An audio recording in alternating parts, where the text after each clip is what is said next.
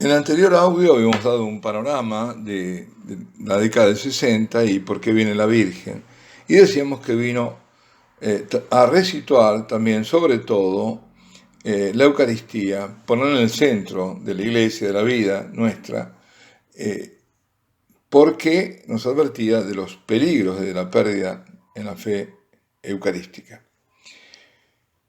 En toda esta urdimbre tejida por nuestra Madre del Cielo, con sus diferentes apariciones a través del tiempo y del espacio, en cuanto al tema de la Eucaristía, Garabandal es muy, pero muy especial. Ella que aparece como Nuestra Señora del Monte Carmelo o del Carmen, vino a llevarnos a su Hijo, resaltando la presencia eucarística del Señor en medio de su iglesia, no solo por medio de mensajes, sino también por gestos. Gestos de adoración, de reverencia que les hacía hacer a las niñas, por las comuniones místicas que recibían del ángel, por el milagro del 18 de julio de 1962, en que la Sagrada Hostia, dada por el arcángel San Miguel a Conchita, se hace visible en su boca.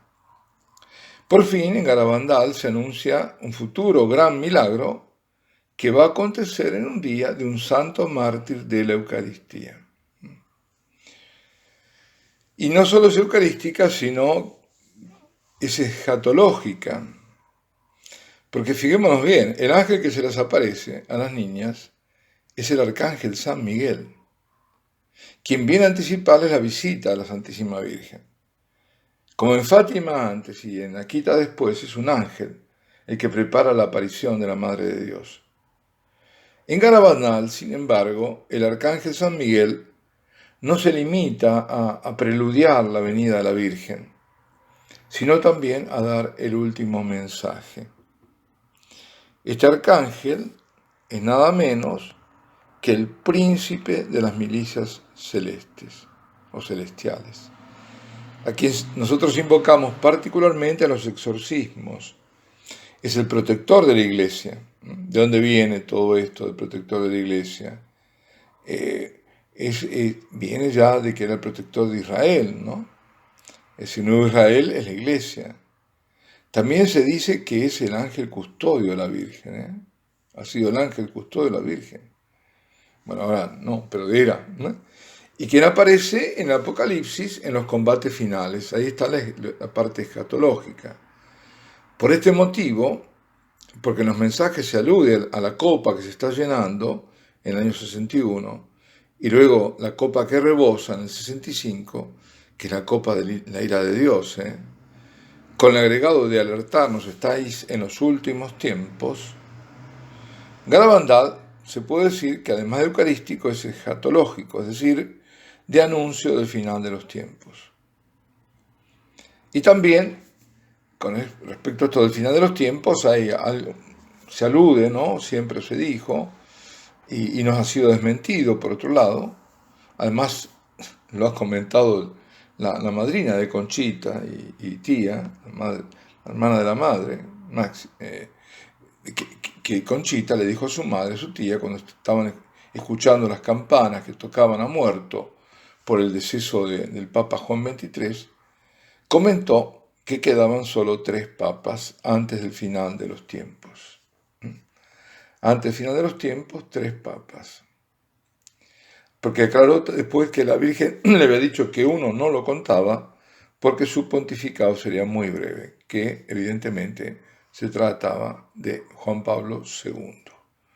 Si hacemos la cuenta, saltamos Juan Pablo II, muere Juan XXIII, queda Pablo VI, Juan Pablo II y Benedicto.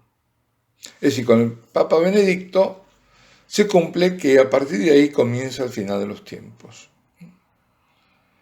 Si, como uno lo quiera contar, comienza ahí. Es decir, que estaremos ya en el inicio de estos tiempos finales. Y tal impresión concuerda con el hecho objetivo de la apostasía que está fuera y dentro de la iglesia. ¿Qué es esto del final de los tiempos? El final de los tiempos es la cercanía a la parusía, a la segunda venida de Cristo. Ese es el final de los tiempos. Debe entenderse como el final de los tiempos dados a los gentiles o a las llamadas naciones para aceptar a Cristo. ¿Quiénes son las naciones? Aquellas que no son Israel. Es decir, nosotros venimos de los paganos. Entonces, es un tiempo para aceptarlo. Después viene el juicio de las naciones. Todo junto viene. Bueno, viene una sucesión. Pero viene el juicio de las naciones. Ya ese tiempo de las naciones termina. Es el tiempo en el que la iglesia haya debido anunciar el evangelio a todo el mundo, ¿no?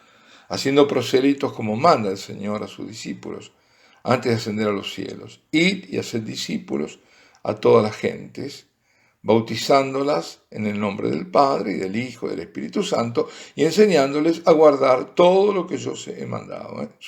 Es Mateo 28, 19, muy claro el mandato del Señor, hacer discípulos, ir a las naciones, a todas las gentes, es decir, está hablando a estos apóstoles judíos, id a las gentes, id a los que no son judíos, id a todo el mundo, a Israel y a todo el mundo, a bautizarlos, a hacerlos hijos de Dios. Todas estas cosas hay que volver a decirlas, porque están diciendo cada barbaridad.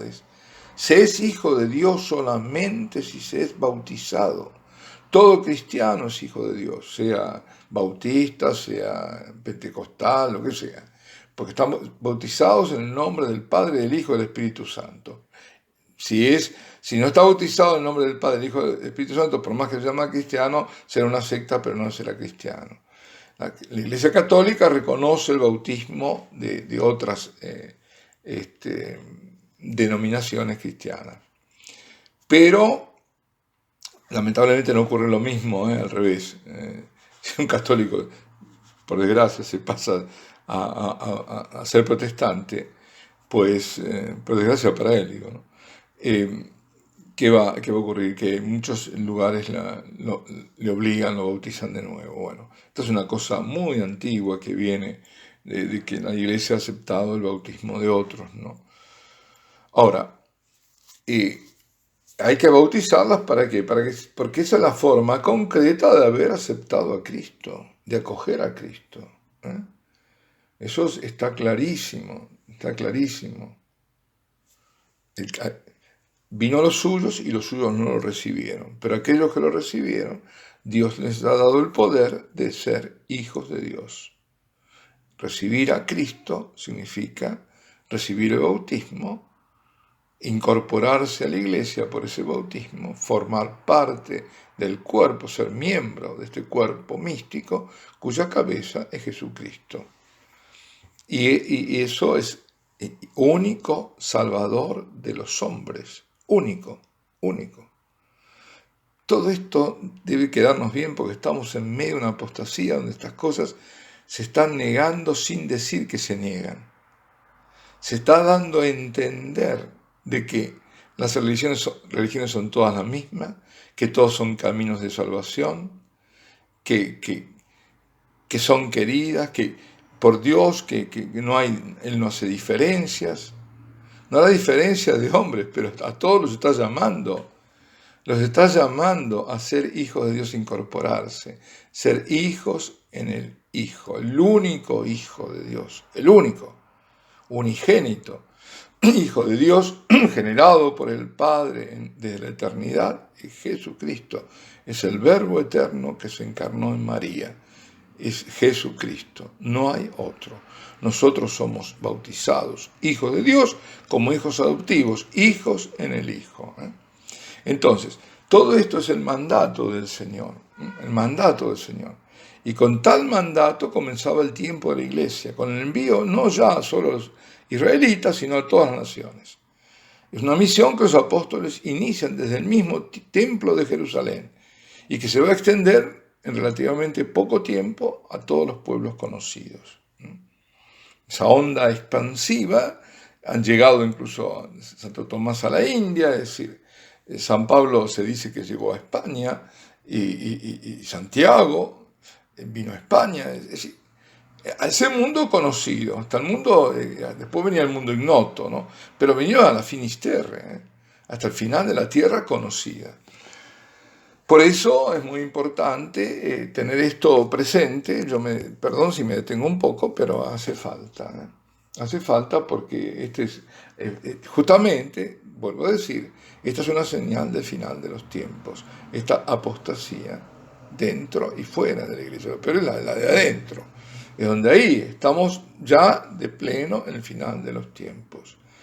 Que no es el fin del mundo, es el fin de un mundo. Y al respecto, querría evocar un recuerdo que en muchos nos dejó una fuerte impresión. Fue el 8 de abril de 2005, en Roma. Yo estaba en esa misa funeral, como han estado muchísimos, la misa funeral por Juan Pablo II. Cuando se podía ver incluso por las pantallas, y creo que fue también por televisión, que sobre el ataúd estaba colocado el Nuevo Testamento. Era el Nuevo Testamento, no era la Biblia completa, era el Nuevo Testamento. Y soplaba un fuerte viento sobre el sagrado, ¿no? Sobre ese espacio.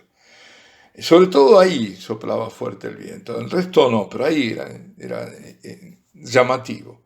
Y las hojas del libro, que estaba abierta, empezaron a pasar por el viento hasta que llegó un momento, al final casi ya, ¡bum!, se cierra el libro por completo. Hubo quienes lo interpretaron un signo profético. Con el Santo Padre Juan Pablo II terminaba el tiempo en que el anuncio de salvación había alcanzado todos los confines de la tierra. ¿Por qué? Porque esto es bueno y es oportuno recordar. Los viajes del Santo Papa Juan Pablo II eran movidos por su celo apostólico para anunciar a Cristo, no para dialogar. Él iba a anunciar a Cristo al mundo y para, como se ubicara en la tierra, dar testimonio de él. A eso iba. En la culminación de los tiempos finales, Dios juzgará a las naciones. Signos concomitantes de esos tiempos son también la profusión de guerras, hambrunas, pestes, terremotos. Repito, la apostasía general, la persecución de los cristianos, la aparición de falsos profetas, falsos maestros, estamos llenos de esto, falsos teólogos, la iluminación de Israel, Dios quita el velo y los judíos reconocen a Jesús como su Mesías, que esto, dicho sea de paso, está empezando a ocurrir. Por lo menos está todo un movimiento de los judíos mesiánicos, yo los he conocido, que son judíos, que siguen siendo judíos, hace recordar a los cristianos judaizantes del comienzo, a los cuales se oponía Pablo. Porque siguen manteniendo todas las tradiciones, pero dicen Jesús de Nazaret es el Mesías de Israel. Esto era impensable hace unos años, hace unas décadas. Y es un movimiento que está cobrando fuerza dentro de Israel. Lo ahogan, en Israel lo están ahogando, incluso si saben que hay un judío es mesiánico, no le dan la nacionalidad, hasta eso. El otro de los, digamos, signos clave de los finales de los tiempos es el enfriamiento de la caridad, la corrupción, la perversión generalizadas. Todos estos ya están en acto. La abominable desolación, que será la falta de la misa, la falsa Eucaristía, en lugar de la verdadera Eucaristía, el sacrificio de la Eucaristía, porque la desolación, ¿cuál es? Es que donde tiene que estar el sacrificio, ya no va a estar más. Ya se va a poner el ídolo ahí delante. Y la venida del anticristo. La caída de la gran ramera, la gran tribulación, como dice el Señor, nunca antes vista y que nunca más se verá. Donde está el cosmos será convulsionado. Si uno esto quiere verlo en la Escritura, pues que consulte el capítulo 24 de San Mateo, el capítulo 21 de San Lucas, el capítulo 11 de la Carta a los Romanos, y ahí se va a enterar. Y hay más. El segundo capítulo de la segunda carta a los tesalonicenses, donde hay que leerlo y sobre todo en los tiempos en que estamos viviendo.